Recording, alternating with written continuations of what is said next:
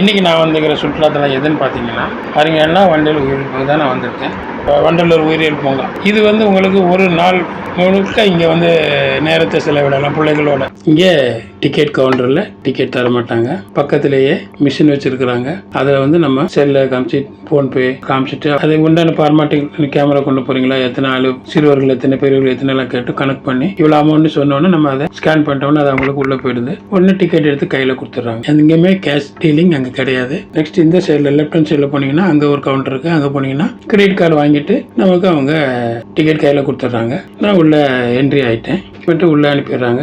Back எடுத்துகிட்டு போனோன்னா food plastic இந்த ஐட்டங்கள்லாம் கொண்டு போகக்கூடாது. செக் பண்ணி தான் உள்ளே அனுப்புகிறாங்க. உள்ளே என்ன ரைட் ஹேண்ட் சைடு பார்த்தீங்கன்னா பேட்டரி கார் ஸ்டாண்டு இருக்குது. லெஃப்ட் ஹேண்ட் சைடு பார்த்தீங்கன்னா lion safari and deer safari counter இருக்குது. நான் பேட்டரி காரில் சுற்றி பார்க்க போகிறேன். முன்னாடி என்ன பண்ணுவாங்கன்னா பேட்டரி காரில் ஒரு 100 ரூபா முன்னாடி இருந்தது, இப்போ 150 ரூபா ஆக்கியிருக்காங்க.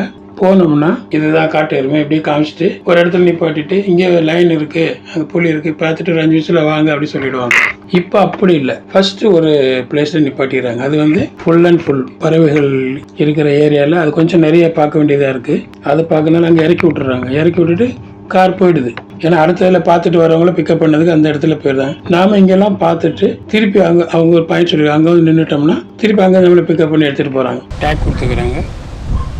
இதை கட்டினோம்னா நம்ம ஒரு பாயிண்டில் இறங்கினோம்னா திருப்பி அடுத்து பார்த்துட்டு அடுத்த வரப்போ அடுத்த வரல அடுத்த பாயிண்ட்டுக்கு போகலாம். அந்த மாதிரி ஒரு சான்ஸ் இருக்குன்னு சொல்லியிருக்காங்க.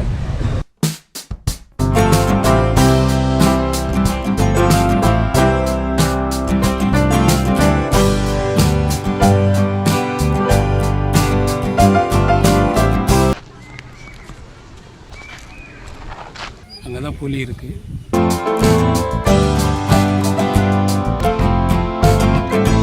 எப்படி எப்படி வரலாம் போகலான்னு சொல்லியிருக்கேன். சைக்கிளில் போகலாம், பேட்டரி பைக்கில் போகலாம், பேட்டரி காரில் போகலாம், லைன் சஃபாரி இருக்குது, எல்லாமே இருக்குது.